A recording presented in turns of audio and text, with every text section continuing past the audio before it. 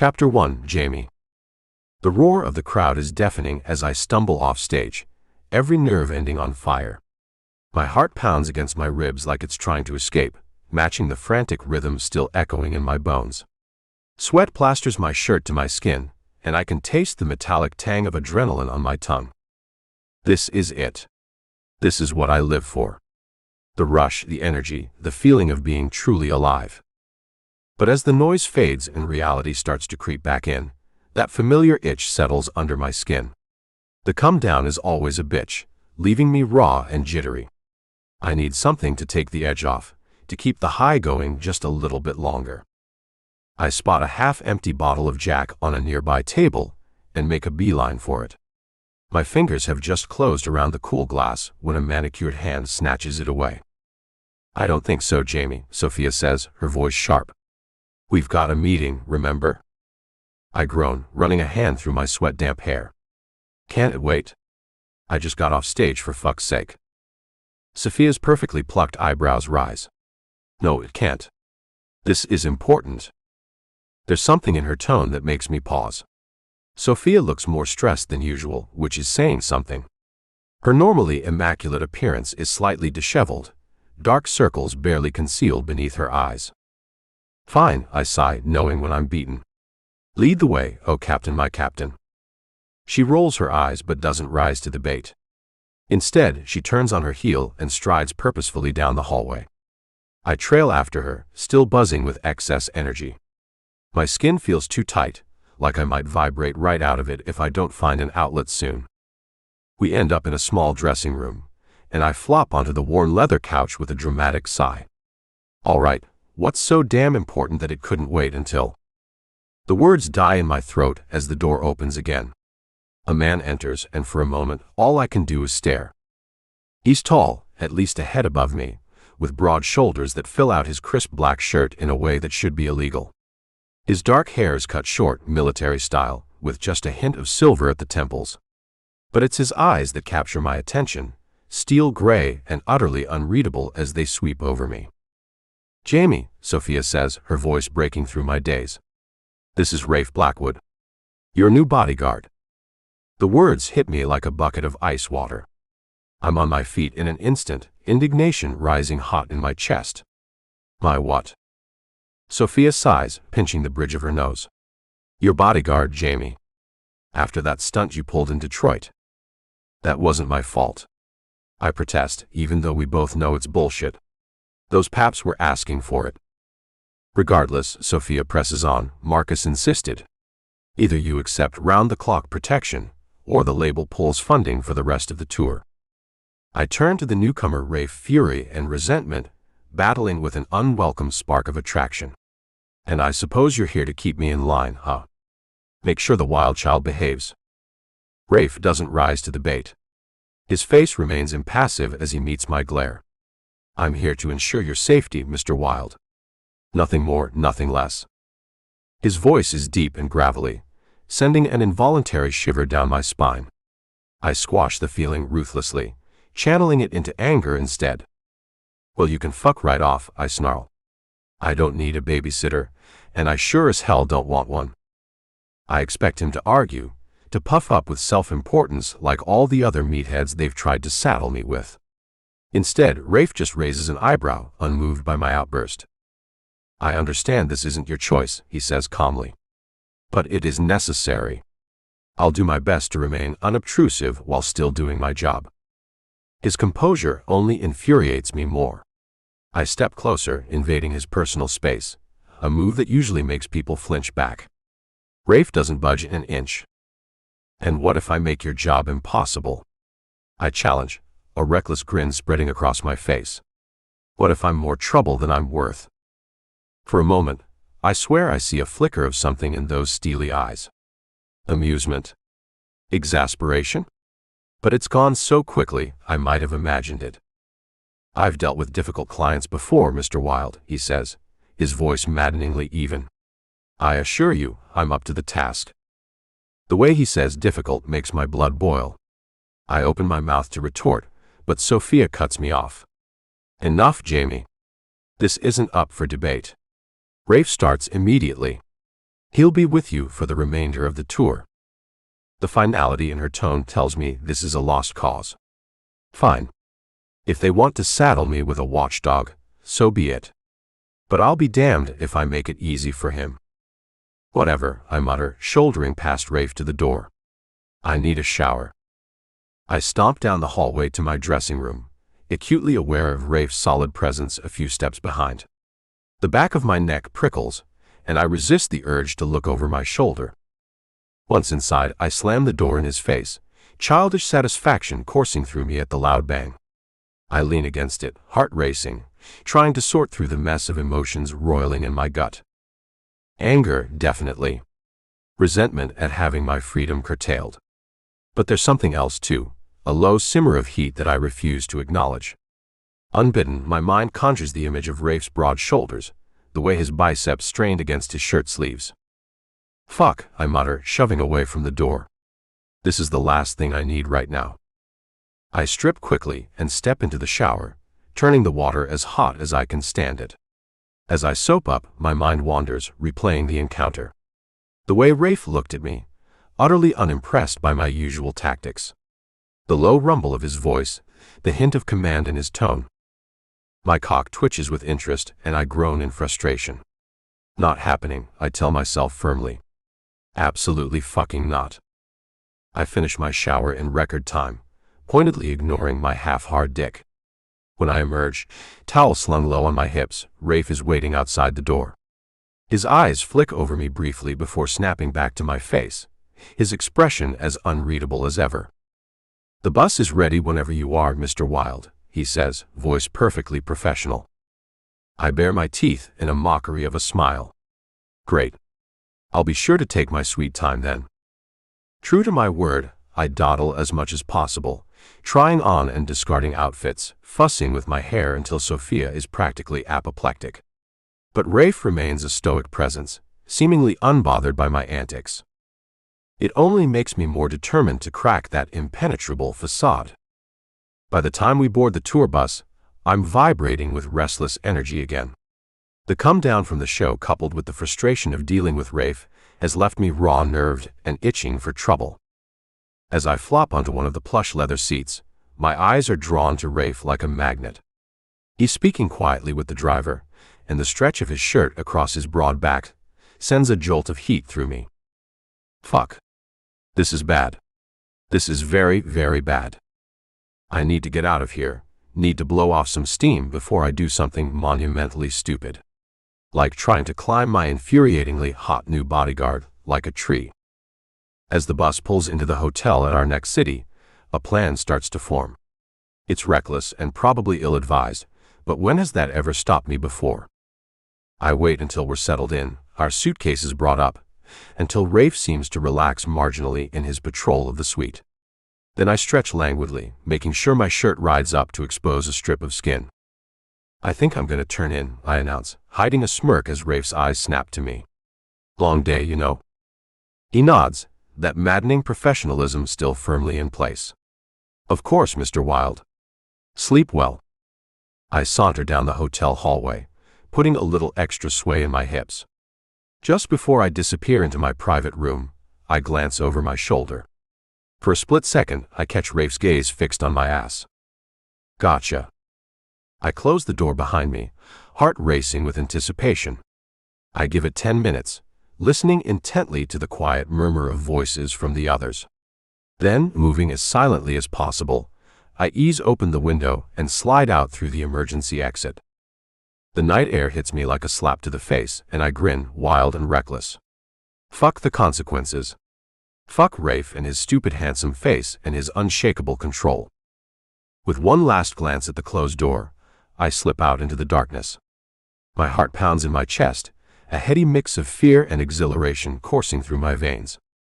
Let's see how good you really are, Mr. Blackwood. As I melt into the shadows of the unfamiliar city, I can't quite shake the image of steel-gray eyes and strong hands. But that's a problem for future Jamie. Right now, I've got some trouble to find. Chapter 2, Rafe. I pace the hotel corridor, my footsteps muffled by the plush carpet. The rhythmic movement does little to quell the storm of frustration and concern brewing inside me. I've dealt with difficult clients before, but Jamie Wilde is in a league of his own. When I took this job, I thought I was prepared. I'd read the file, heard the stories. The wild child of rock and roll, they called him. A tempest in human form, leaving a trail of chaos and broken hearts in his wake. But nothing could have readied me for the reality of Jamie fucking Wilde.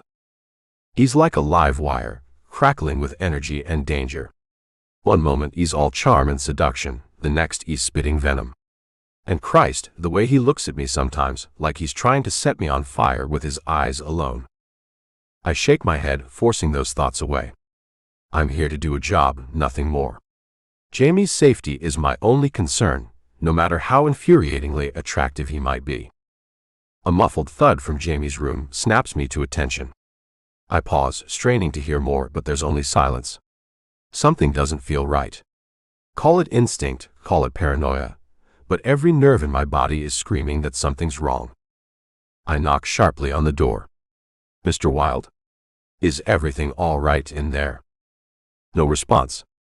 My hand goes to the keycard in my pocket, hesitating. I don't want to invade his privacy unnecessarily, but if he's hurt. Jamie. I call again, louder this time. I'm coming in. I swipe the card and push the door open, scanning the room quickly. It's empty, the bed untouched. The window is open, curtains billowing in the night breeze. Fuck, I mutter, a mix of anger and fear coiling in my gut. I should have known he'd pull something like this. I cross to the window, leaning out to see a convenient fire escape. Of course. I'm out the window and down the metal stairs in seconds, my training kicking in. The street below is busy despite the late hour, neon signs casting everything in a garish glow. I scan the crowd, searching for that shock of platinum blonde hair. Nothing. He could be anywhere by now. I force myself to think logically. If I were a reckless rock star looking for trouble, where would I go? The answer comes to me almost immediately. There's a club a few blocks from here, the kind of place that caters to the young and beautiful. It's exactly the sort of trouble Jamie would be drawn to. I set off at a brisk pace, my jaw clenched so tight it aches. When I get my hands on that brat. The thought sends an unexpected jolt of heat through me, and I shove it aside ruthlessly. Now is not the time. The club is easy to spot, a long line of people waiting to get in. I bypass them, flashing my security credentials at the bouncer. He eyes me warily but lets me through. Inside, the music is deafening, a pulsing beat that I feel in my bones. The air is thick with sweat and perfume and desperation. Bodies writhe on the dance floor, a sea of flesh and glitter. I scan the crowd, searching for any sign of Jamie. It takes a few minutes, but then I spot him at the bar. He's perched on a stool, surrounded by a group of admirers. Even from here, I can see the slightly manic gleam in his eyes, the way his movements are just a touch too sharp. As I watch, he leans in close to whisper something to the man beside him. The guy's hand lands on Jamie's thigh, inching higher, and something hot and possessive flares in my chest. I'm moving before I can think better of it, shouldering my way through the crowd. I'm almost to the bar when I see Jamie tense, his easy smile faltering. The man's grip on his thigh tightens, and Jamie tries to pull away. "Come on, baby," I hear the guy slur as I get closer. "Don't be like that. We were having such a good time." I said no, Jamie snaps, but there's a note of fear beneath the bravado. "Get your fucking hands off me." The man doesn't let go. Instead, he leans in closer, his intentions clear. I see red. In 3 long strides, I'm there.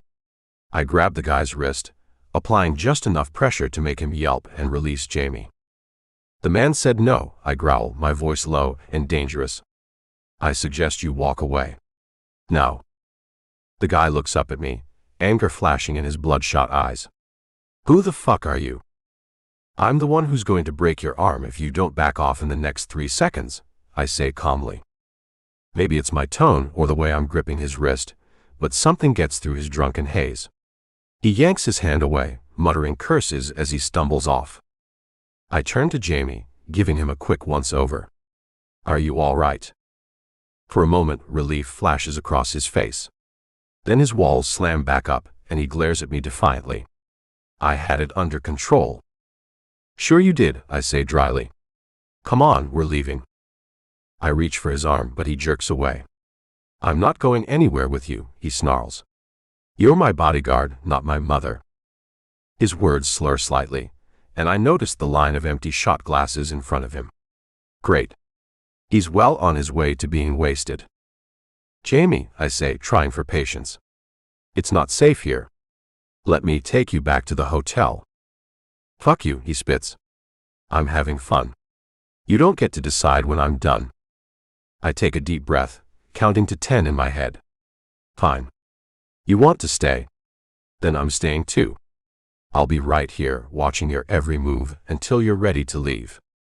Something flickers in his eyes, frustration, maybe a hint of grudging respect. Then he grins, sharp and dangerous. Suit yourself. I guess you can try to keep up. Before I can stop him, he's sliding off the stool and into the crowd. I curse under my breath and follow, keeping my eyes locked on that platinum head. For the next hour, I shadow Jamie as he dances and drinks and flirts his way across the club. He's like quicksilver, bright and beautiful and impossible to hold onto. Every time I get close, he slips away again, throwing challenging looks over his shoulder. It's maddening.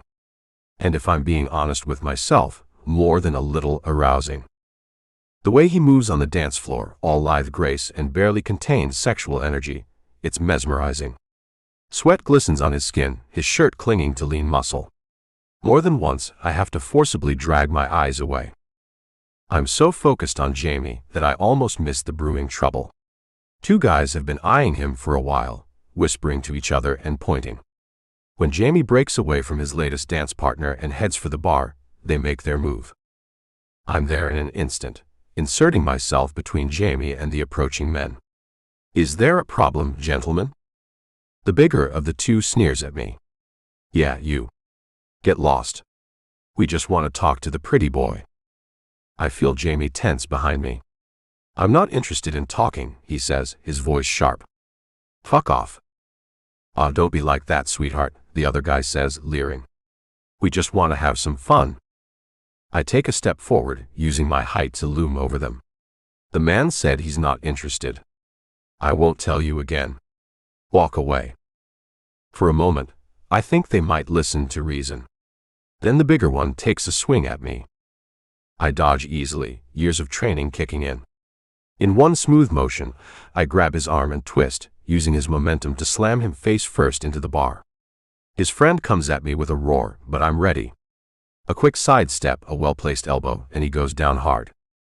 The whole thing is over in seconds. I turn back to Jamie, adrenaline still pumping. Are you okay? He's staring at me, eyes wide and dark. For a moment, I swear I see a flash of heat in his gaze. Then he blinks and it's gone. I didn't need your help, he snaps, but there's less venom in it than before. Right, I say, not bothering to hide my skepticism. We're leaving. Now. This time, when I take his arm, he doesn't pull away. I guide him through the crowd, acutely aware of his body pressed against mine. He's warm and solid, fitting against me in a way that feels dangerously right. Outside, the cool night air is a shock after the heat of the club. Jamie sways slightly, and I tighten my grip on his arm. Easy, I murmur. I've got you. He looks up at me, and for a moment his defenses drop. I see the vulnerability there, the fear and loneliness he tries so hard to hide. It makes my heart clench painfully. Why do you care? He asks, his voice small. You don't even know me. I sigh, running a hand through my hair. It's my job to care, Jamie. To keep you safe. There's a flash of disappointment across those handsome features. Before I can analyze it, his walls are back up. He jerks away from me, stumbling slightly. Of course, he says bitterly. Your job. How could I forget? The walk back to the hotel is tense and silent. By the time we reach Jamie's room, I'm wound tight as a spring, every nerve ending on high alert. Jamie fumbles with his keycard, cursing under his breath. I take it gently from his hand, unlocking the door in one smooth motion. There you go, I say, stepping back. Try to get some sleep. We have an early start tomorrow. He pauses in the doorway, looking back at me. For a moment, I think he might say something. Then he shakes his head and disappears into the room, the door slamming behind him. I lean against the wall, exhaling slowly. Christ, what a night. I should be angry. I should be planning how to tighten security, how to keep Jamie from pulling a stunt like this again. Instead, all I can think about is the way he felt pressed against me, the flash of vulnerability in those green eyes. This is dangerous territory. I know better than to get emotionally involved with a client, especially one as volatile as Jamie. But there's something about him that calls to me, that makes me want to break all my rules. I push off the wall, heading to my own room. Sleep isn't going to come easy tonight, not with the memory of Jamie's lithe body and defiant eyes burned into my brain. As I lie in bed staring at the ceiling, I can't shake the feeling that I'm in way over my head. Jamie Wilde is a force of nature, and I'm caught in his storm. God help me, but I'm not sure I want to find my way out. Chapter 3. Jamie. The bass thrums through my body, a second heartbeat pulsing beneath my skin. I'm riding high on the energy of the crowd, their screams pulling me deeper into the music. This is what I live for, the rush, the power, the feeling of being utterly alive. But even as I lose myself in the performance, I'm acutely aware of a pair of steel-gray eyes watching my every move. Rafe stands off to the side of the stage, his massive frame a stark contrast to the wiry text scurrying around him. His face is impassive as always, but I swear I see a flicker of something in his gaze when our eyes meet. A wicked idea forms in my mind. Without warning, I launch myself into the crowd, riding the sea of hands as they pass me along. The roar intensifies, and for a moment I'm flying. Then strong arms are wrapping around me, yanking me back to solid ground. I find myself pressed against Rafe's broad chest, his heart hammering beneath my palm. "What the hell were you thinking?" he growls, his breath hot against my ear. I grin up at him, adrenaline making me reckless. "Oh, were you worried about me, big guy?" For a split second, something raw and unguarded flashes across his face. Then the mask slams back into place, and he sets me on my feet with a bit more force than necessary. "Don't pull that shit again," he says, voice low and dangerous. "I can't do my job if you're determined to get yourself killed." I roll my eyes, but my skin is buzzing where he touched me. "You're no fun, you know that?" Rafe just gives me a hard look before stalking back to his post. I watch him go, admiring the way his shirt stretches across those broad shoulders. Then I shake myself and dive back into the performance, pushing thoughts of my infuriating bodyguard aside. But as the tour rolls on, I find myself constantly aware of Rafe's presence. He's always there, a solid, unmovable force just out of reach. No matter what I do, sneak out of hotels, lose myself in a crowd of fans, flirt shamelessly with anything that moves, he's always one step behind, hauling me back from the edge with those big hands and that disapproving frown. I tell myself I'm just trying to get a rise out of him, to crack that impenetrable facade. But deep down, I know there's more to it. The way my heart races when he manhandles me, the jolt of electricity I feel when our eyes meet, it's dangerous territory. Tonight's show is bigger than usual, a sold-out arena packed to the rafters. The energy is electric, feeding into my performance until I'm practically vibrating out of my skin. I give it my all, pouring every ounce of myself into the music. But as the final chords fade and the lights dim, something shifts. The roar of the crowd becomes overwhelming, pressing in on me from all sides. My chest tightens, each breath coming shorter and faster. I stumble off stage, barely aware of my surroundings. The walls of the narrow hallway seem to close in, and suddenly I can't breathe. I need to get out, need to escape, need to. A warm hand lands on my shoulder, and I flinch away violently. "Jamie." Rafe's voice cuts through the panic, low and steady. "Jamie, look at me." I raise my eyes, meeting that steel-gray gaze. Rafe's face swims into focus, concern etched in the lines around his mouth. "That's it," he says softly. "Just breathe with me, okay? In for 4, hold for 4, out for 4. I try to follow his instructions, but my lungs won't cooperate. A broken sound escapes me, somewhere between a laugh and a sob. I can't, I gasp. I can't breathe, I can't. You can, Rafe says firmly. He takes my hand, pressing it against his chest. I can feel the steady thump of his heart beneath my palm. Feel that? Just focus on my breathing. You've got this, Jamie. Slowly, agonizingly slowly, I manage to match my breathing to his. The vice around my chest loosens, the roaring in my ears fading to a dull hum. I slump forward, suddenly exhausted, and Rafe catches me easily. There you go, he murmurs, one large hand rubbing soothing circles on my back. You're okay. I've got you. I should pull away. Should make some snarky comment, put some distance between us. But I'm too wrung out, too raw. Instead, I let myself lean into his solid warmth, just for a moment. What the fuck was that? I mumble against his shirt. Rafe's chest rumbles as he speaks. Panic attack, I guess. Has that happened before? I shake my head, then pause. I mean, not like that. Sometimes after shows I get a little overwhelmed. But never this bad. Rafe's hand stills on my back, and I have to bite back a noise of protest. Jamie, he says, his voice carefully neutral. How long has this been going on? I shrug, not meeting his eyes. I dunno. A while, I guess. It's not a big deal. It is a big deal, Rafe says, and there's an edge to his voice that makes me look up. His jaw is clenched, a muscle ticking beneath the skin. Why didn't you tell anyone? Anger flares in my chest, hot and familiar. I push away from him, immediately missing his warmth. Because it's none of your fucking business, I snap. I can handle my own shit. Rafe's eyes narrow. Clearly, he says dryly. I open my mouth to retort, but he holds up a hand. Look, I'm not trying to pry. But part of my job is making sure you're okay. Not just physically, but mentally too. If you're struggling. I'm fine, I interrupt. It was a one-time thing, okay? Just forget it happened. Rafe looks like he wants to argue, but after a moment, he just sighs. All right. But if it happens again? Yeah, I'll let you know, I mutter. Can we just not talk about this anymore? Something softens in Rafe's expression. Sure. Come on, let's get you back to the hotel. You look dead on your feet. I let Rafe guide me through the backstage chaos and into the waiting car, his hand a steady pressure on the small of my back. The ride back to the hotel is quiet, but not uncomfortably so.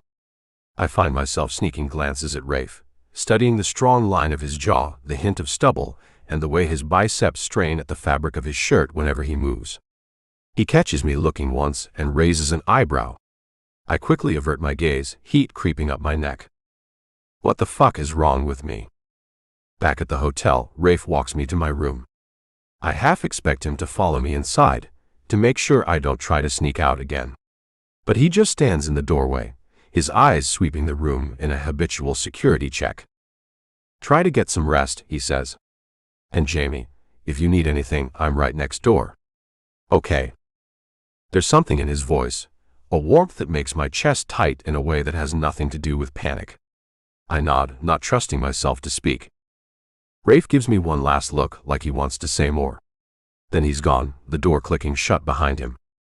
I flop onto the bed, staring at the ceiling. My body is exhausted, wrung out from the show and the panic attack, but my mind is racing. What happened tonight, it changed something. The way Rafe looked at me, the gentleness in his touch as he talked me through the panic, it was more than just professional concern. And the way I responded to him, the comfort I found in his presence. Fuck. This is bad. This is very, very bad. I roll onto my side, hugging a pillow to my chest. I can't be developing feelings for Rafe. He's my bodyguard, for Christ's sake. He's only here because it's his job. Because I'm a fuck-up who can't take care of himself. But even as I try to convince myself it's nothing, I can't shake the memory of his arms around me, the steady beat of his heart under my palm. The way he looked at me, like I was something precious, something worth protecting. No one's ever looked at me like that before. I squeeze my eyes shut, willing sleep to come. But all I can see is steel gray eyes and strong hands. All I can hear is that deep voice telling me I'm okay, that he's got me. Fuck. I am so screwed. As I drift off into an uneasy sleep, one thought echoes through my mind. What the hell am I going to do now? Chapter 4. Rafe. The arena pulsates with energy, a living, breathing entity fed by the thunderous music and the roar of the crowd. I stand at my usual post, eyes scanning for potential threats, but I can't help being drawn to the figure commanding center stage. Jamie is in his element, a whirlwind of passion and raw talent. His voice soars rough and sweet, filling every corner of the massive space. Sweat glistens on his skin, plastering his shirt to lean muscle, and his eyes are wild with the kind of euphoria that comes from doing what you were born to do. He's beautiful. The thought hits me like a sucker punch, and I struggle to push it aside. I'm here to do a job, nothing more. Jamie Wilde is my client, not whatever else my traitorous mind wants to make him. But as the show goes on, I find myself captivated by the little things.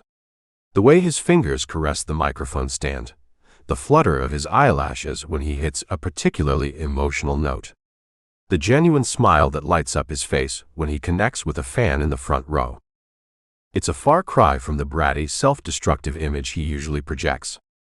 This Jamie is passionate, dedicated, almost vulnerable in his openness on stage. It makes something twist in my chest, a feeling I'm not ready to name.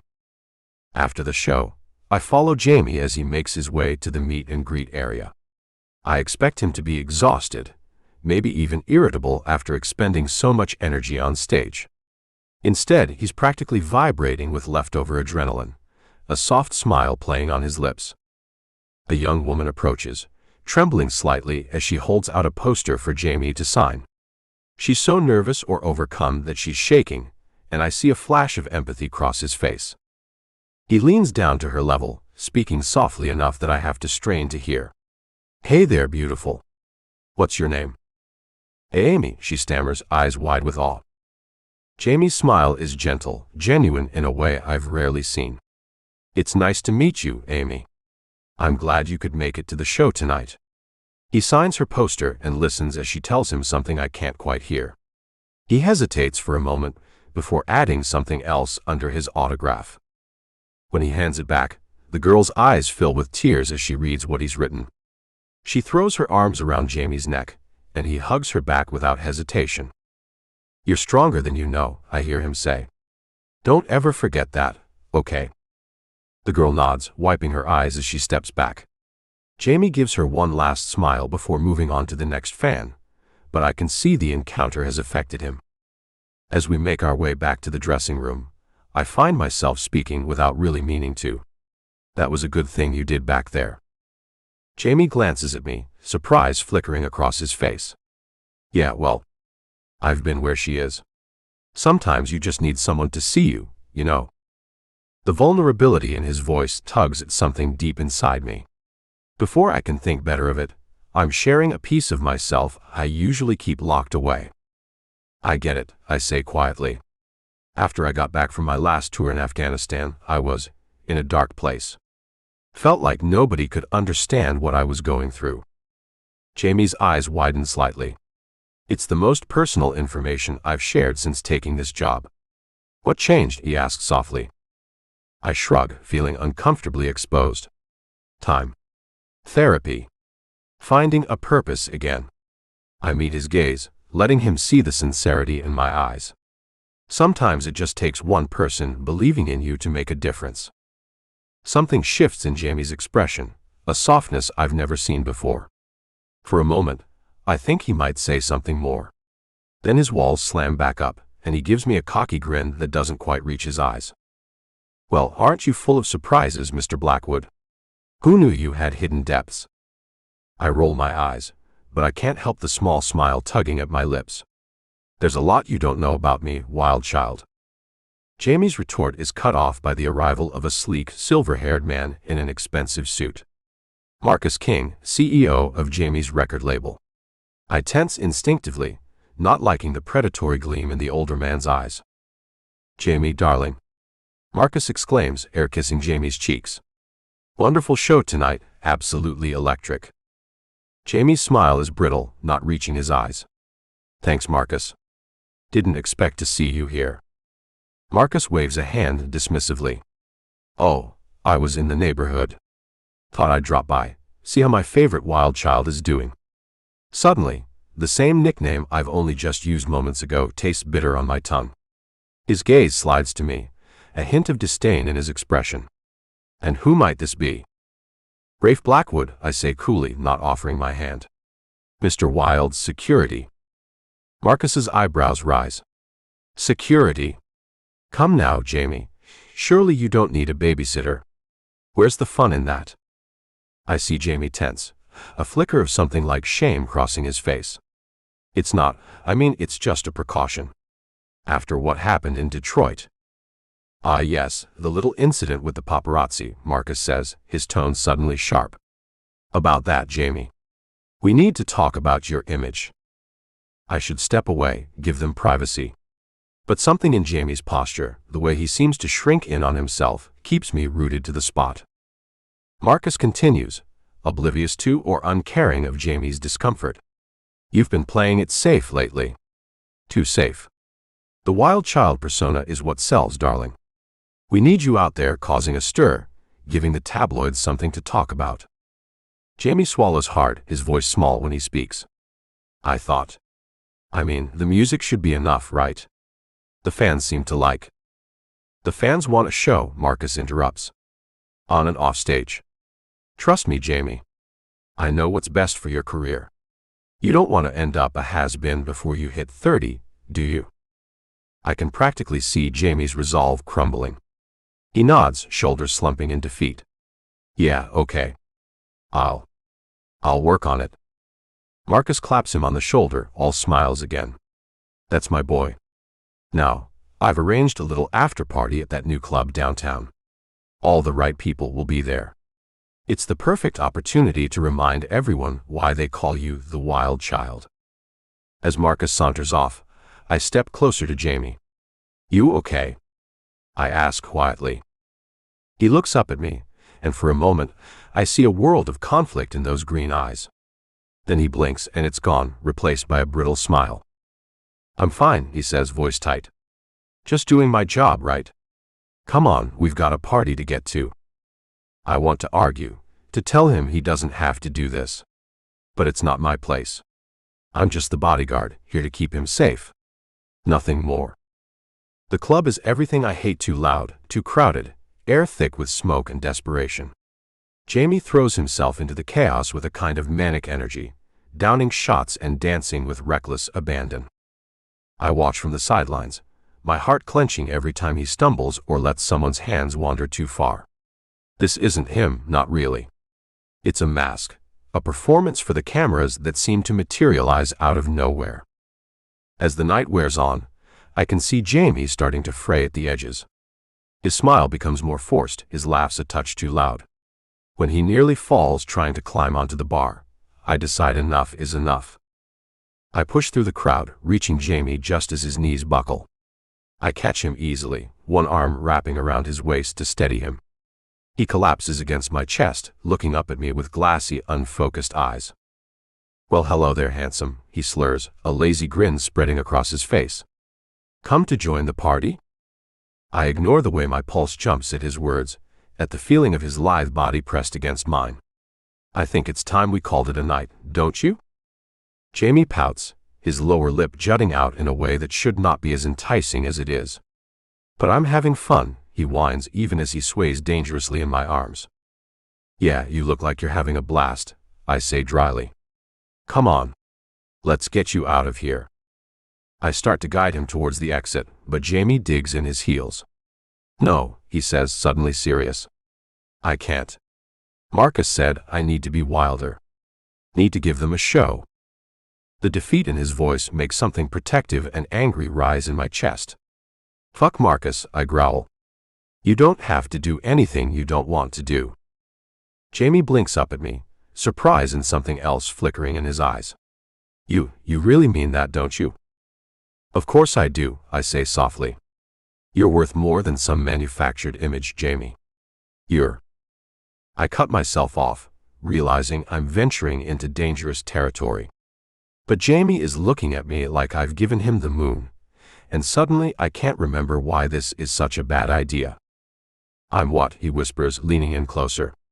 His breath ghosts over my lips, sweet with whiskey and something uniquely Jamie. I should push him away.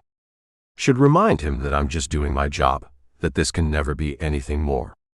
But with Jamie warm and pliant in my arms, looking at me like I'm something precious, I find my resolve crumbling. "You're everything," I breathe, the words escaping before I can stop them. Jamie's eyes widen, a soft gasp escaping him. Then he's leaning in, closing the last bit of distance between us. I know I should stop this. Know that giving in will change everything, cross a line we can never come back from. But as Jamie's lips brush mine, whiskey sweet and full of promise, I find I don't care. For this moment, for this mouthy little rock star, I'd risk it all. Chapter 5. Jamie. I wake to a sledgehammer pounding inside my skull, my mouth tasting like something died in it.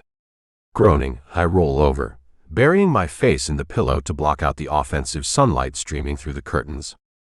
Fragmented memories of last night flash through my mind, the club, the drinks, Marcus's voice ringing in my ears. And then, Rafe. Strong arms catching me, that deep voice rumbling through my chest. The heat in his eyes as I leaned in, my lips a whisper away from his. Oh fuck. Oh fuck. I bolt upright, immediately regretting it as my stomach lurches dangerously. What the hell did I do? Did I really try to kiss Rafe? My bodyguard, the one person who's supposed to be a constant professional presence. Panic claws at my throat as I fumble for my phone. No missed calls, no angry texts from Sophia about inappropriate behavior. Maybe I imagined it. Maybe it was just a drunken fantasy, fueled by too much whiskey and my stupid, inconvenient crush. A soft knock on the door makes me jump. "Mr. Wilde." Rafe's voice, calm and collected as ever. "We need to leave for sound check in 30 minutes. I swallow hard, my heart racing. Yeah. Be right out." I listen for his footsteps retreating down the hall before exhaling shakily. Okay. He sounds normal. Professional. Maybe I didn't totally fuck everything up. I drag myself through a quick shower, the hot water doing little to ease the ache in my muscles or the knot of anxiety in my gut. By the time I emerge from my room, I've managed to school my features into something resembling composure. Rafe is waiting by the elevator, as imposing and handsome as ever in his crisp black shirt and dark jeans, and I have to forcibly drag my gaze away. "Good morning, Mr. Wilde," he says, voice neutral. "How are you feeling?" I shrug, aiming for nonchalance. "Been better. Nothing a gallon of coffee won't fix." Rafe's lips twitch, the barest hint of a smile. "I'm sure that can be arranged." The ride down to the lobby is silent, tension thick in the air. I want to say something, to address the elephant in the room, but the words stick in my throat. Rafe remains stoic, giving nothing away. It's maddening, just like everything else where he's concerned. The day passes in a blur of sound checks and interviews. Rafe is a constant presence, but always at a careful distance. He's the picture of professionalism, all "yes, Mr. Wilde," and "this way, sir." It shouldn't hurt. This is how it's supposed to be, after all. He's my bodyguard, nothing more. But every time he calls me Mr. Wilde in that detached tone, it feels like a knife twisting in my gut. As we near my hometown, a different kind of anxiety starts to build. I find myself snapping at the crew, picking fights over the smallest things. Rafe watches me with a furrow between his brows, but he doesn't comment.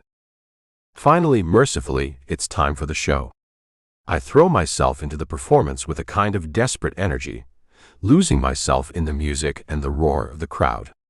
For 2 hours I can forget about Rafe, about my fucked up feelings, about the ghosts waiting for me in this godforsaken town. But all too soon, it's over.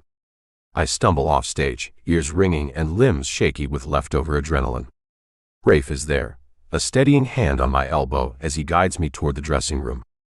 "You did great out there," he says softly, and for a moment I let myself bask in the warmth of his praise.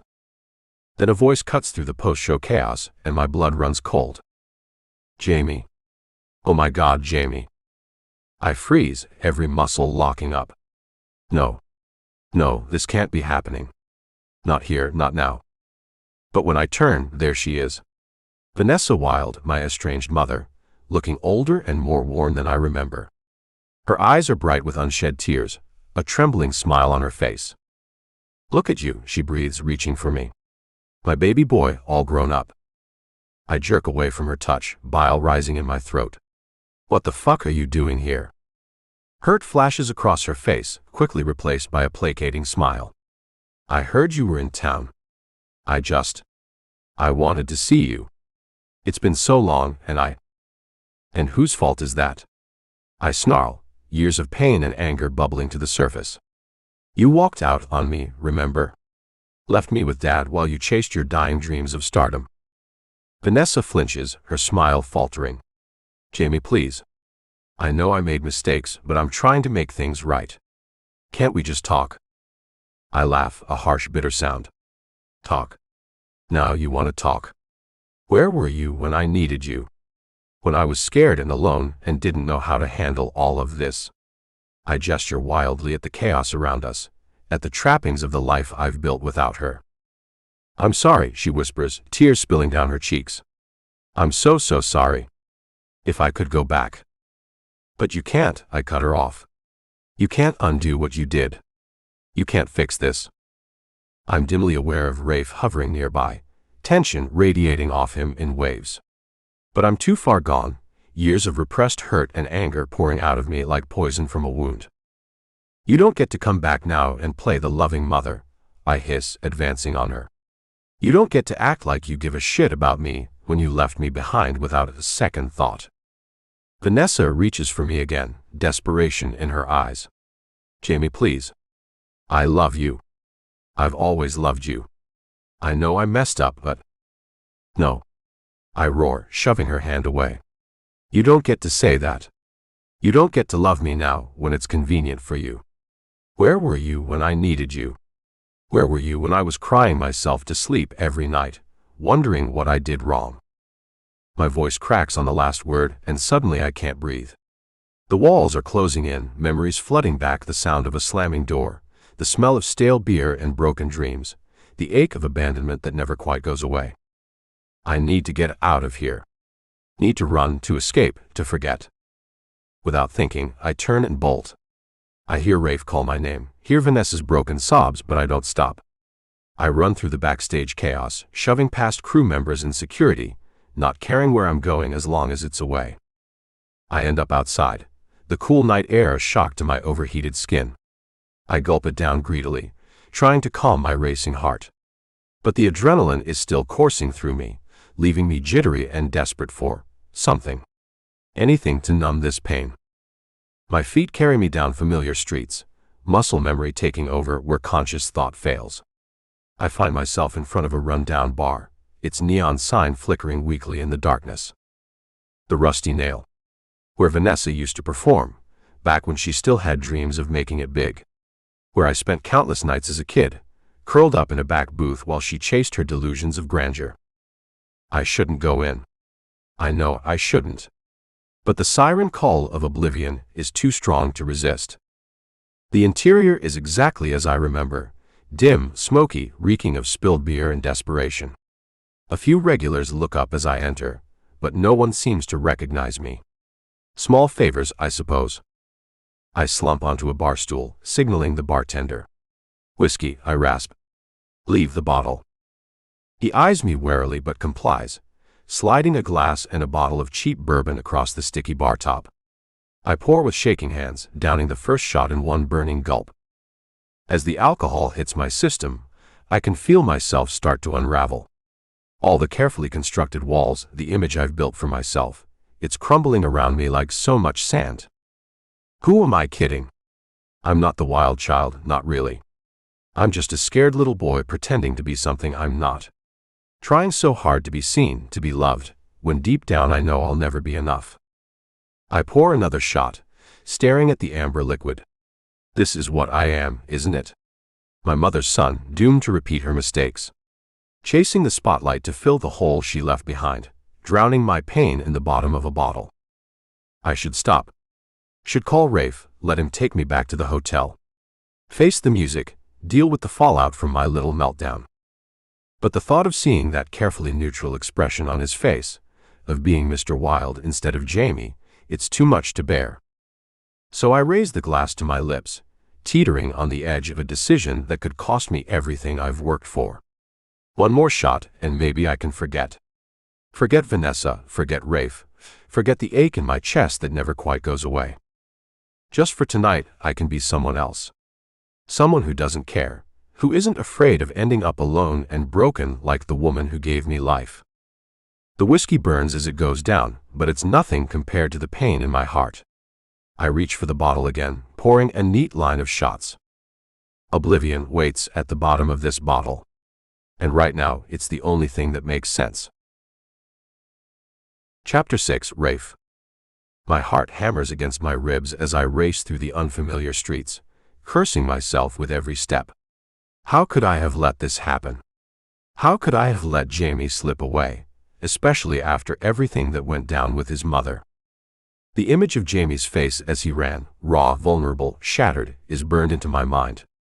I've never seen him like that before, all his carefully constructed walls crumbling in an instant. It terrifies me more than I care to admit. I pause at an intersection, trying to catch my breath and think logically. If I were Jamie, where would I go? Somewhere familiar, probably. Somewhere tied to his past, to the memories he's been running from all this time. A flash of neon catches my eye, and suddenly I know. The rusty nail. I remember reading about it in Jamie's file, the bar where his mother used to perform, where he spent too many nights as a kid. I take off running again, praying I'm not too late. The bar is exactly as I imagined, old, dingy, reeking of stale beer and lost dreams. My eyes scan the dim interior, heart in my throat, until I spot a familiar shock of platinum blonde hair at the bar. Jamie hunches over a line of shots, his shoulders trembling slightly. He looks small, fragile in a way I've never seen before. It makes something fierce and protective roar to life in my chest. I approach slowly, not wanting to startle him. "Jamie," I say softly, my voice barely carrying over the tinny jukebox music. He tenses, not turning around. "Go away, Rafe," he slurs, reaching for another shot. I'm not in the mood for a lecture. I gently catch his wrist before he can down the liquor. "I'm not here to lecture you," I murmur. "I'm here because I'm worried about you." Jamie laughs, a harsh, bitter sound that makes my heart clench. "Worried about your job, you mean? Can't have the talent self-destructing, right? Bad for business." The defeat in his voice, the self-loathing, it's more than I can bear. Without thinking, I spin him around on the bar stool and pull him into my arms. Jamie goes rigid for a moment, then melts against me with a broken sob. His hands fist in my shirt as he buries his face in my chest, his whole body shaking. "It's okay," I murmur, one hand cradling the back of his head. "I've got you, Jamie. I've got you." I don't know how long we stand there, Jamie clinging to me like I'm the only solid thing in his world. Eventually, his sobs quiet, but he doesn't pull away. "Why are you here?" he asks, voice muffled against my shirt. "Why do you care?" I take a deep breath, knowing I'm about to cross a line I can never come back from. But seeing Jamie like this, so lost and broken, I can't hold back anymore. "Because I care about you," I say softly. "Not as a client, not as some asset to be protected. I care about you, Jamie. The real you, not the wild child persona or the image you try to project." Jamie tenses in my arms, then slowly pulls back to look at me. His eyes are red-rimmed, vulnerable in a way that makes my chest ache. "You don't know me," he whispers. "Not really. I'm nobody. A fucked-up guy in his mid-20s, playing at being a rock star." I cup his face in my hands, forcing him to meet my gaze. "That's bullshit, and you know it. I've seen you, Jamie. The way you light up on stage, the passion you pour into your music, the kindness you show to your fans, even when you're exhausted. That's the real you." Jamie's lower lip trembles, his eyes searching mine like he's looking for any sign of deception. "But I'm not. I'm not good enough. I'll never be good enough. My own mother couldn't even." "Stop," I say firmly. "Your mother's mistakes are not your fault. Her inability to see how incredible you are doesn't diminish your worth. I take a deep breath, steeling myself for what I'm about to say. You're everything, Jamie. Talented, passionate, stubborn as hell. You drive me crazy half the time, but God help me, I wouldn't change a thing about you. Jamie's eyes widen, a spark of something like hope flickering in their depths. Rafe, he breathes, what are you saying? Instead of answering, I lean in and capture his lips with mine. It's nothing like our kiss at the club. This is raw, desperate, years of pent-up emotion pouring out in a clash of lips and teeth and tongue. Jamie makes a soft, needy sound in the back of his throat, his hands coming up to tangle in my hair. I growl low in my chest, backing him up against the bar. One of my hands slides down to grip his hip, pulling him flush against me. When we finally break apart, we're both panting. Jamie looks dazed, his lips swollen and cheeks flushed. It's the most beautiful thing I've ever seen. Holy shit, he breathes, a hint of his usual smirk tugging at his lips. If I'd known that's what it took to get you to kiss me, I would have had an emotional breakdown weeks ago. I can't help but laugh, relief and joy bubbling up in my chest. Brat, I murmur fondly, pressing my forehead to his. Jamie's smile falters slightly, uncertainty creeping back into his eyes. Is this real? Or am I going to wake up tomorrow and find out it was all a dream? I brush my thumb across his cheekbone, marveling at the softness of his skin. It's real, I assure him. I'm here, Jamie. I'm not going anywhere. He swallows hard, vulnerability radiating off him in waves. Promise, he whispers, and in that moment he looks so young, so desperately in need of love and safety. I promise, I say solemnly. You're stuck with me now. For as long as you'll have me.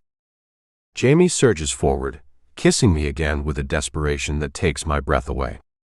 I return it with equal fervor, pouring every ounce of emotion I've been holding back into the kiss.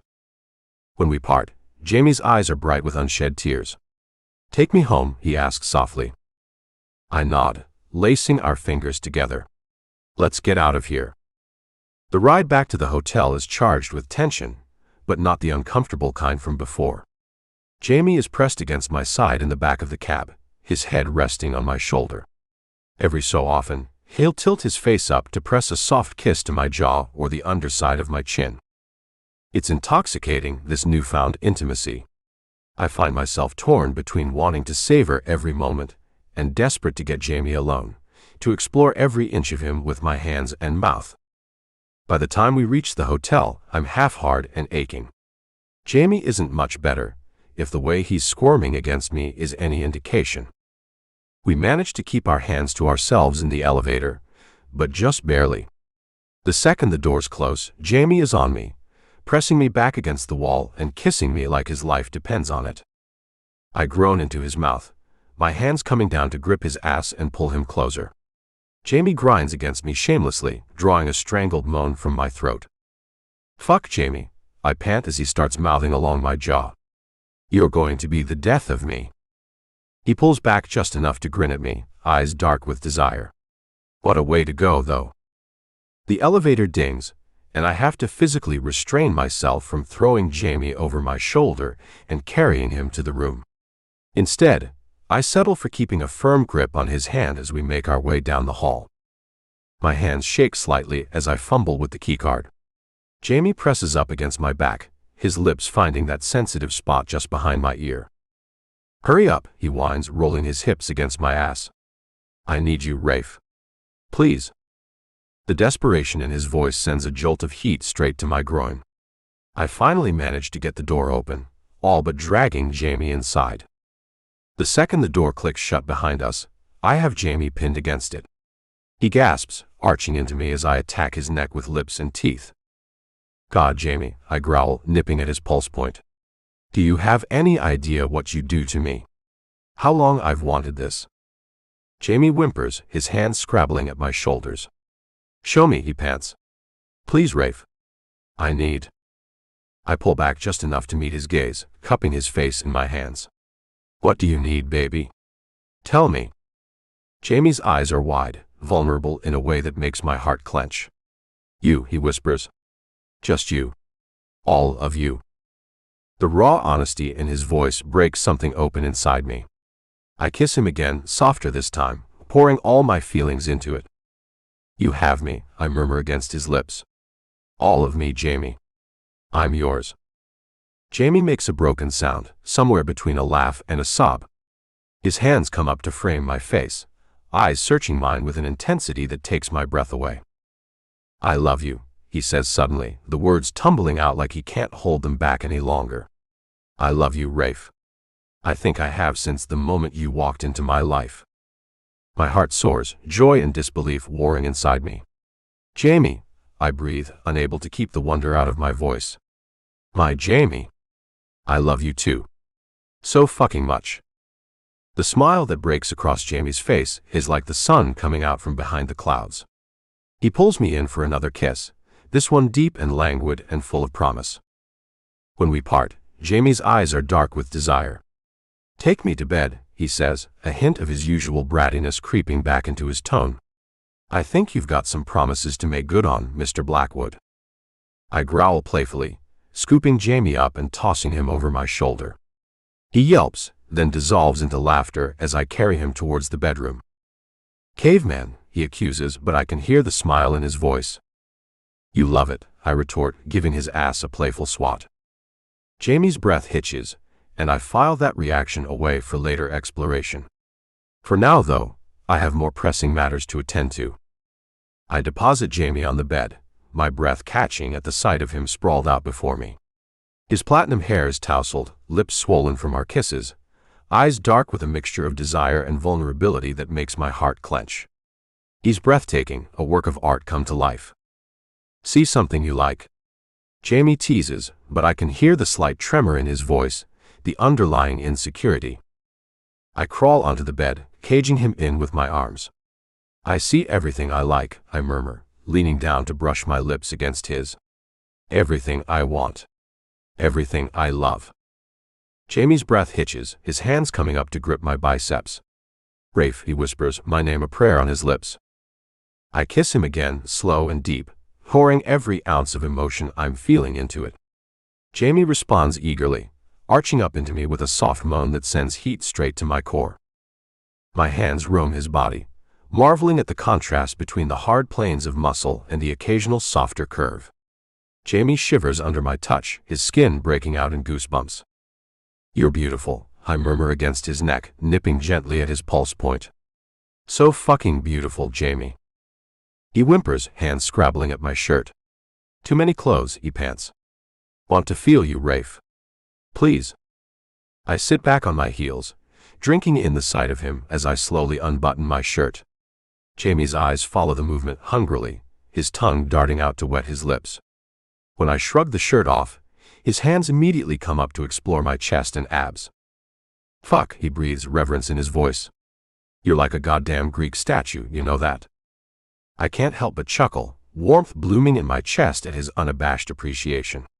Says the rock star with a body to die for, I retort, leaning down to capture his lips again. As we kiss, I work on removing Jamie's clothes piece by agonizing piece. With each new expanse of skin revealed, I take my time exploring with lips and tongue, committing every dip and curve to memory. By the time we're both naked, Jamie is writhing beneath me, little pleading noises escaping his throat. His cock is hard and leaking against his stomach, and I have to resist the urge to take him in my mouth right then and there. Rafe, please, Jamie gasps as I suck a mark into his inner thigh. Oh God. I need. Tell me what you need, baby, I say, my voice rough with desire. Tell me. I want to hear you say it. Jamie's cheeks flush, but his eyes meet mine unflinchingly.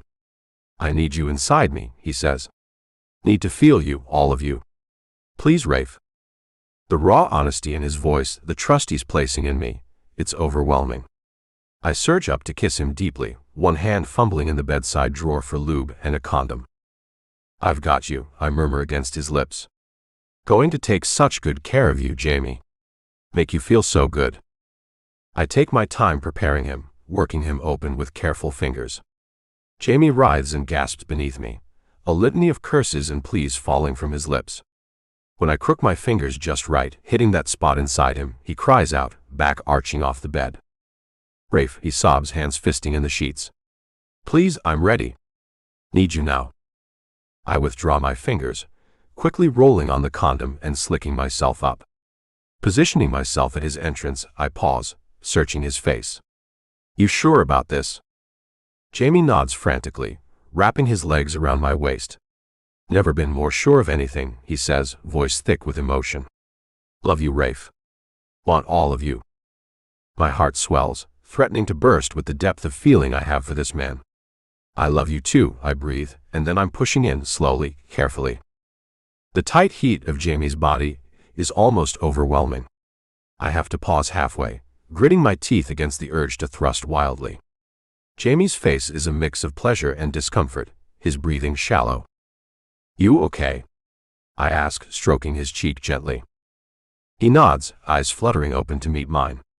Yeah, he gasps. Just give me a second. You're bigger than I expected. I can't help the surge of pride at his words, even as concern wars with desire. We can stop, I offer, even though it might kill me. If it's too much. Don't you dare, Jamie growls, clenching around me in a way that makes me see stars. Just keep going. Slowly. I obey, pushing forward inch by inch until I'm fully seated inside him. We both groan at the sensation, Jamie's nails digging into my back. Fuck, he breathes, eyes wide with wonder. You feel? God, Rafe, you feel amazing. I press my forehead to his, overwhelmed by the intimacy of the moment. You too, baby, I murmur. So perfect. So tight and hot for me. We stay like that for a long moment, just breathing each other in.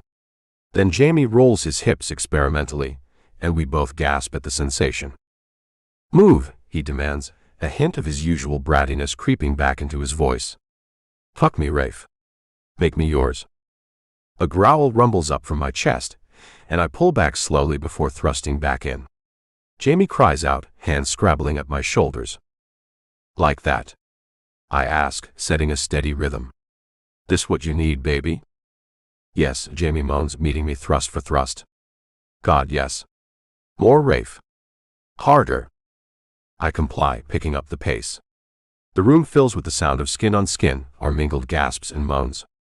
Jamie is a vision beneath me, head thrown back in ecstasy, body glistening with sweat. I shift slightly, angling my hips, and suddenly Jamie's eyes fly open, a shocked cry tearing from his throat. There, he gasps, clinging to me desperately. Right there, Rafe, please. I aim for that spot with every thrust, drinking in the sounds Jamie makes. He's close, I can feel it in the way he tightens around me, in the trembling of his thighs. Touch yourself, I command, voice rough with exertion and desire. Want to see you come, Jamie. Want to feel it. Jamie obeys, wrapping a hand around his cock and stroking in time with my thrusts. It only takes a few strokes before he's coming with a shout of my name, his body clenching around me like a vice. The sight of him lost in pleasure, the feel of him pulsing around me, is enough to push me over the edge. I come with a guttural groan, burying myself deep inside him as waves of pleasure crash over me. For a long moment, we just lie there, tangled together and breathing heavily. I'm dimly aware that I should move, that I must be crushing Jamie, but I can't seem to make my limbs cooperate. Eventually, Jamie shifts beneath me, and I carefully pull out, both of us hissing at the sensation. I dispose of the condom and grab a washcloth from the bathroom to clean us up. When I return to the bed, Jamie immediately curls into my side, head resting on my chest. I wrap my arms around him, marveling at how perfectly he fits against me. That was. Jamie starts, then trails off, seemingly at a loss for words. Yeah, I agree, pressing a kiss to the top of his head. It really was. We lie in comfortable silence for a while, basking in the afterglow. I can feel the steady thump of Jamie's heart against my side, a rhythm I want to fall asleep to every night for the rest of my life. I love you, Jamie murmurs suddenly, voice thick with emotion. God, Rafe, I love you so much. I tilt his chin up, meeting his gaze. The vulnerability I see there, the raw honesty, takes my breath away. I love you too, I say softly, pouring every ounce of feeling into the words. More than I ever thought possible. As I lean down to kiss him again, soft and sweet, I know with absolute certainty that this is it for me.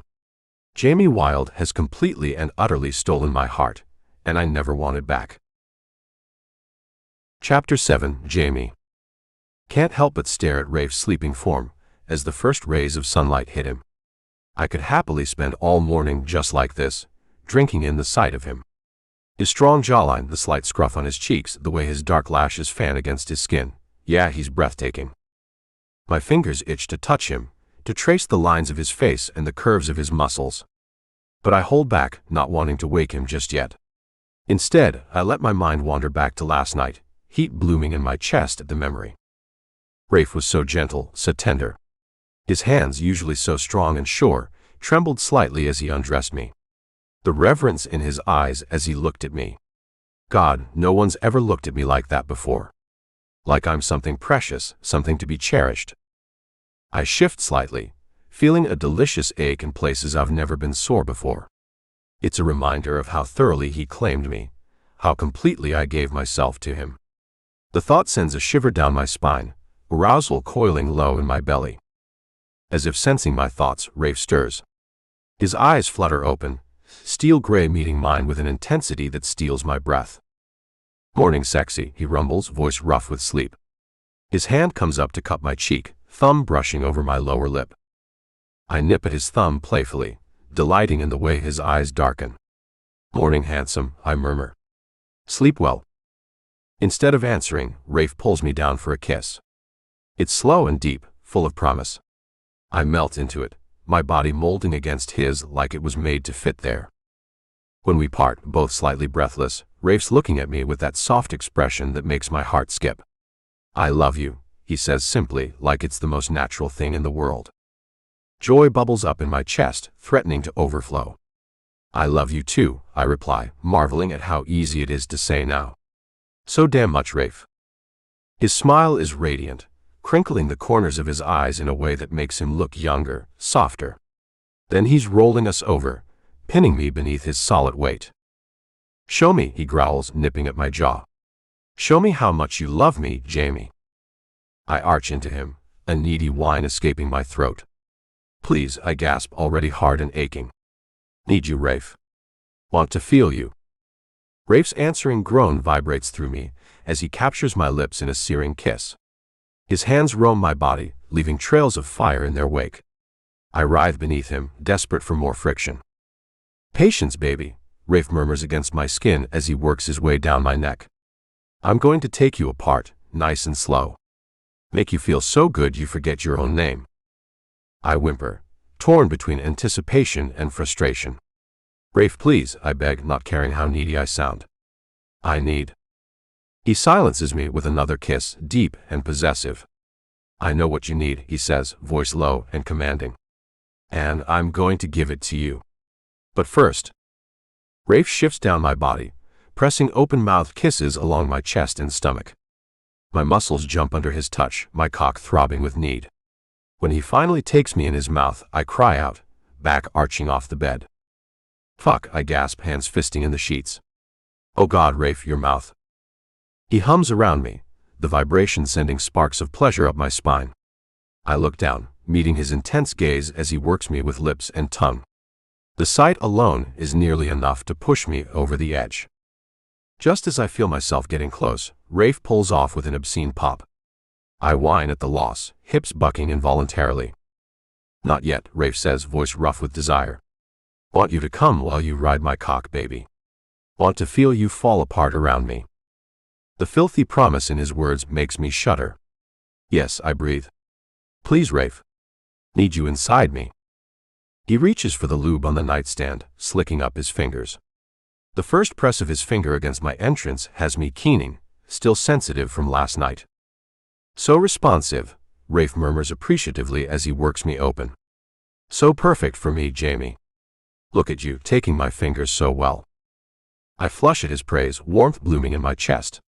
By the time he's got 3 fingers inside me, I'm a writhing, begging mess. Please, I sob, fucking myself back on his hand. I'm ready, I swear. Need your cock, Rafe. Need you to fuck me. He growls, withdrawing his fingers. The loss leaves me feeling empty, desperate to be filled again. But then he's lining himself up, the blunt head of his cock pressing against my entrance. "Look at me," he commands softly. I obey, meeting his gaze as he starts to push in. The stretch burns in the best way, my body yielding to him like it was made for this. I watch the play of emotions across his face, pleasure, awe, love, as he sinks into me inch by exquisite inch. When he's fully seated, we both pause, breathing heavily. The feeling of fullness, of completeness, is overwhelming. I never want this moment to end. "You feel so good," he groans, pressing his forehead to mine. "So tight, so perfect. My Jamie." The possessiveness in his voice sends a thrill through me. "Yours," I breathe, clenching around him. "All yours, Rafe. Only yours." With a growl, Rafe starts to move. His thrusts are slow at first, deep and measured. But as the pleasure builds, his control starts to slip. "Harder," I gasp, nails raking down his back. "Please, Rafe, I need." He cuts me off with a bruising kiss, hips snapping forward with renewed vigor. The change in angle has him hitting my prostate with every thrust, and I cry out, seeing stars. "That's it, baby," he pants against my neck. "Take it, take all of me. You're doing so well, so perfect for me." His praise washes over me, feeding into the growing pleasure. I'm dimly aware that I'm babbling, a stream of pleas and curses and Rafe's name falling from my lips. But I'm too far gone to care, lost in the sensation of finally being with the man I love. His rhythm starts to falter, his thrusts becoming more erratic. "Close," he grits out. "Fuck, Jamie, I'm gonna." "Yes," I moan, clenching around him. "Come for me, Rafe. Want to feel you." With a guttural groan, he slams into me one last time. I feel him pulse inside me, the sensation pushing me over the edge. My orgasm crashes over me like a tidal wave, intense and all-consuming. For a long moment, we just lie there, tangled together and breathing heavily. Rafe's weight above me is grounding, his solid presence anchoring me as I come down from the high. Eventually, he shifts, carefully pulling out. I whimper at the loss, already missing the feeling of fullness. He presses a gentle kiss to my forehead before padding to the bathroom, returning with a warm washcloth. As he cleans us both up with tender touches, I'm struck by a wave of emotion. This care, this intimacy, it's so different from anything I've experienced before.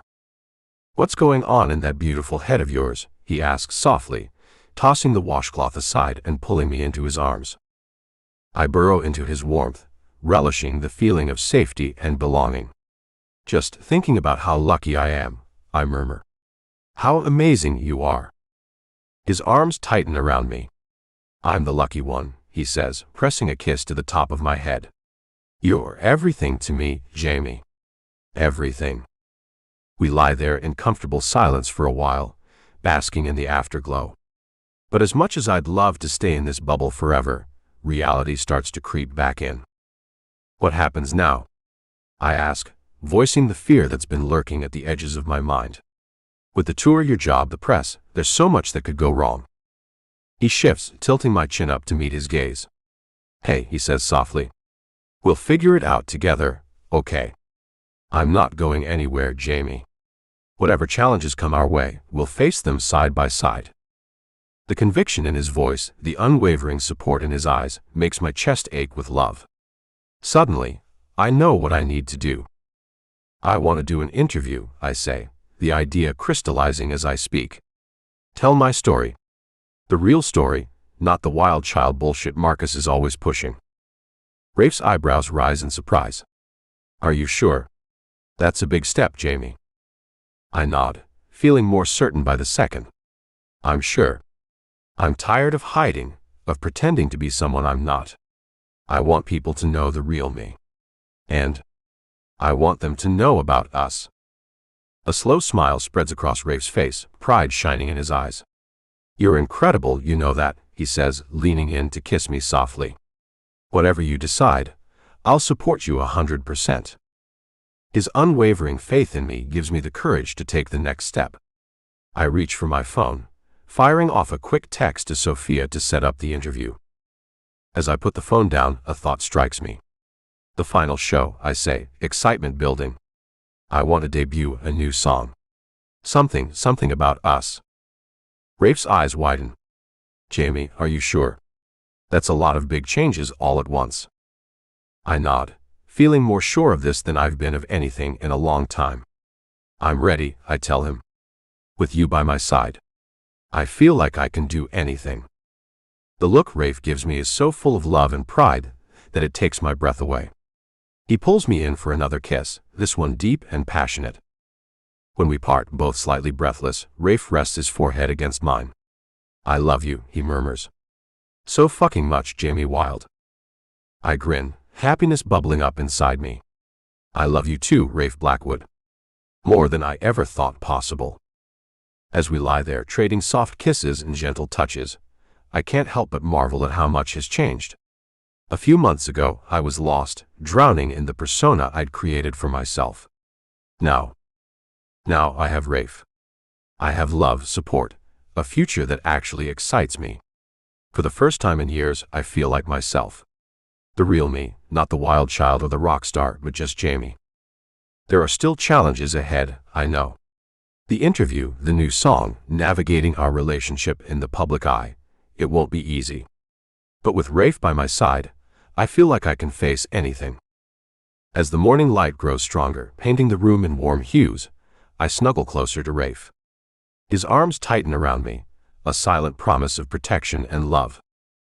We should probably get up soon, I mumble against his chest even as I make no move to do so. Lots to do today. Rafe hums, the sound reverberating through me. 5 more minutes, he says, pressing a kiss to my temple. Just want to hold you a little longer. I smile, contentment washing over me. Okay, I agree easily. 5 more minutes. As I drift in the warmth of Rafe's embrace, I can't help but feel that this is just the beginning. The start of something beautiful, something real. 5 minutes turn into 10, then 20. But I don't mind. Here in Rafe's arms, I'm exactly where I'm meant to be. I'm home. Epilogue, 1 year later. Jamie's POV. The roar of the crowd is deafening as I step off stage, adrenaline still coursing through my veins. My heart pounds against my ribs, a rhythm as familiar as the beat of my own songs. I'm flying high on the energy of the performance, but there's only one person I want to see right now. I scan the backstage area, searching for that tall, solid frame I know so well. When I spot him, leaning against a wall with that small, proud smile on his face, my heart does a little flip in my chest. Even after a year, the sight of Rafe still takes my breath away. I make my way over to him, unable to keep the grin off my face. Hey handsome, I say, voice slightly hoarse from singing. Enjoy the show. Rafe's smile widens as he pulls me into his arms. You were incredible, he murmurs, pressing a kiss to my temple. As always. I melt into his embrace, the last of the post-show jitters fading away. This is where I belong, where I feel most like myself. In Rafe's arms, I'm not the wild child or the rock star. I'm just Jamie. Come on, Rafe says, guiding me towards my dressing room with a hand on the small of my back. Let's get you cleaned up and out of here. We've got plans, remember? I perk up at that. It's our 1-year anniversary, and Rafe's been mysteriously tight-lipped about what he has planned. Are you finally going to tell me where we're going? I ask, giving him my best puppy dog eyes. Rafe just chuckles, shaking his head. Nice try, Brat. You'll find out soon enough. I pout playfully, but inside I'm buzzing with excitement. A year ago, I never could have imagined being this happy, this content. But Rafe, he changed everything. As I shower and change, my mind wanders back over the past year. The interview where I bared my soul to the world, terrified but determined to be honest. The way Rafe stood by me through it all, a steady presence at my side. The release of my new album, filled with songs that were raw and real in a way my music had never been before. The critics called it a masterpiece, a reinvention. But to me, it was just the truth. My truth. And through it all, Rafe was there. Supporting me, loving me, believing in me even when I didn't believe in myself. It hasn't all been smooth sailing, of course. We've had our fights, our moments of doubt.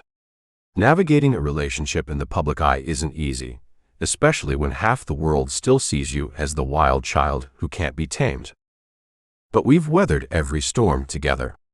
And now, a year later, I can honestly say I've never been happier. As we leave the venue, slipping out a back entrance to avoid the paparazzi, I reach for Rafe's hand. He laces our fingers together without hesitation, giving me a squeeze that says more than words ever could. Whatever Rafe has planned for tonight, I know it'll be perfect. Because we're together. And really, that's all that matters. Rafe's Pav. I can't take my eyes off Jamie as we drive through the city. He's practically vibrating with excitement, pestering me with questions about where we're going. I just smile, enjoying his childlike enthusiasm.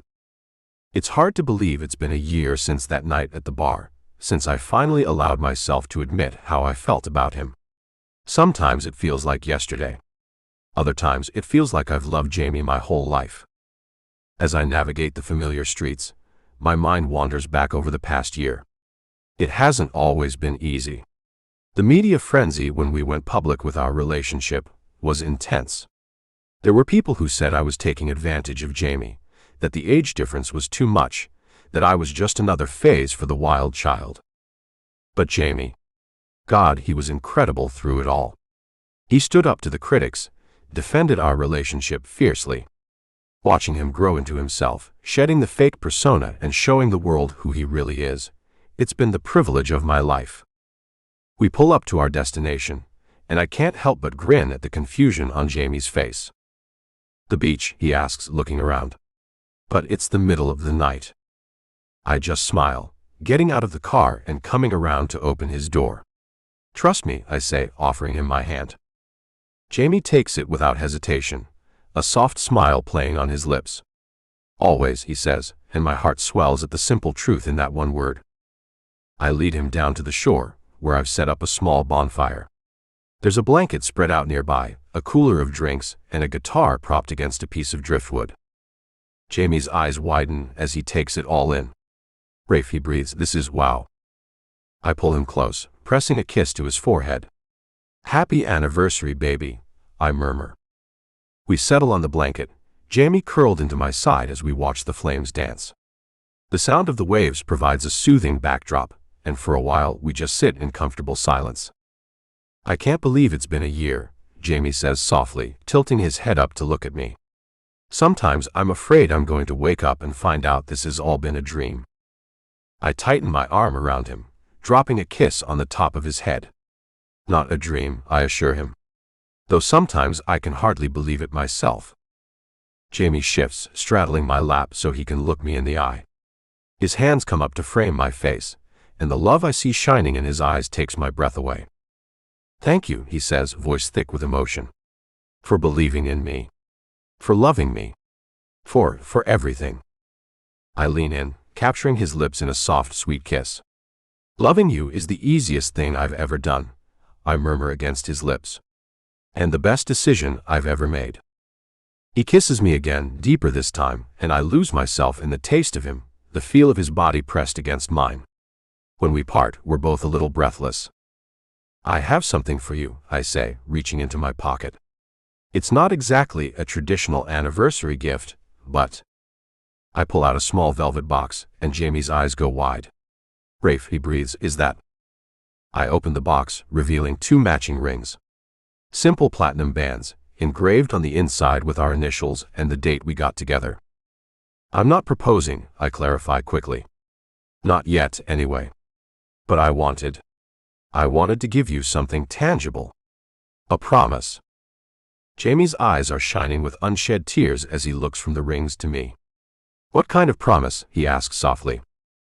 I take a deep breath, cupping his face in my hands. A promise that I'm in this for the long haul. That no matter what life throws at us, no matter how crazy things get, I'll always be by your side. That you're it for me, Jamie Wilde. My heart, my home, my everything. A tear slips down Jamie's cheek, and I brush it away with my thumb. So what do you say?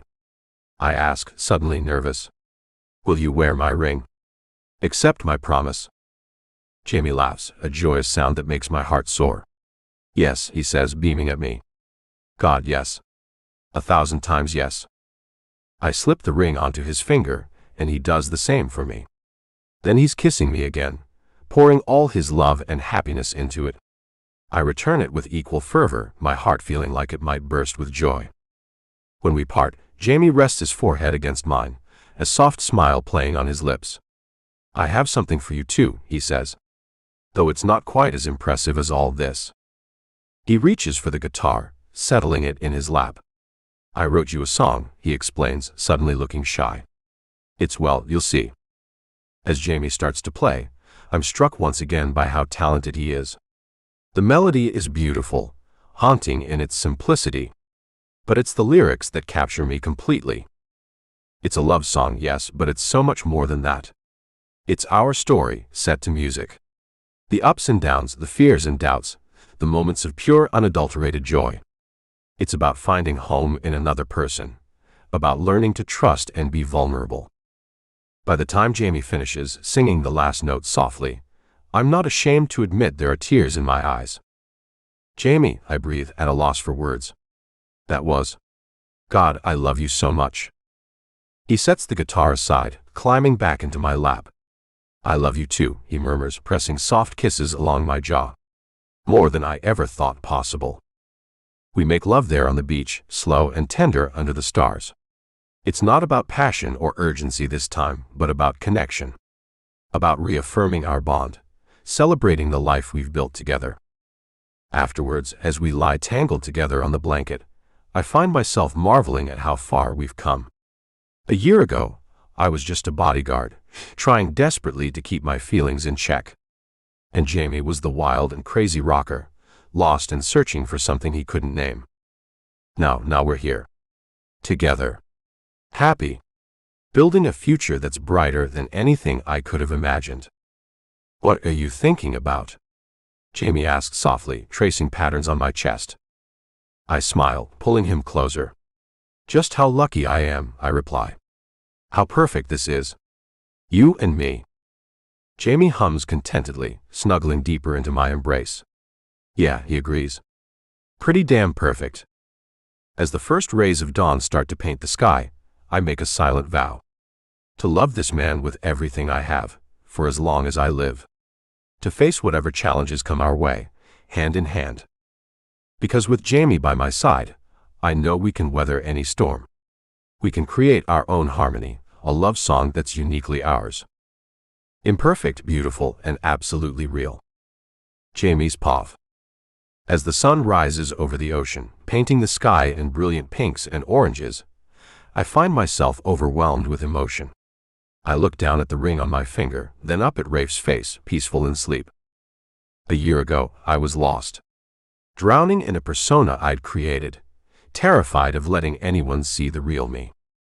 And then Rafe came along. Steady, strong, infuriatingly professional, Rafe. He saw through all my bullshit, all my defenses. He saw me. It wasn't an easy journey. There were moments I thought I'd ruined everything. Times when the pressure of the public eye almost tore us apart. But we fought for this, for us. And now I have this. Mornings on the beach, wrapped in the arms of the man I love. A future that actually excites me, instead of filling me with dread. A life that feels authentic, real in a way I never thought possible. Rafe stirs, his arms tightening around me as he blinks awake.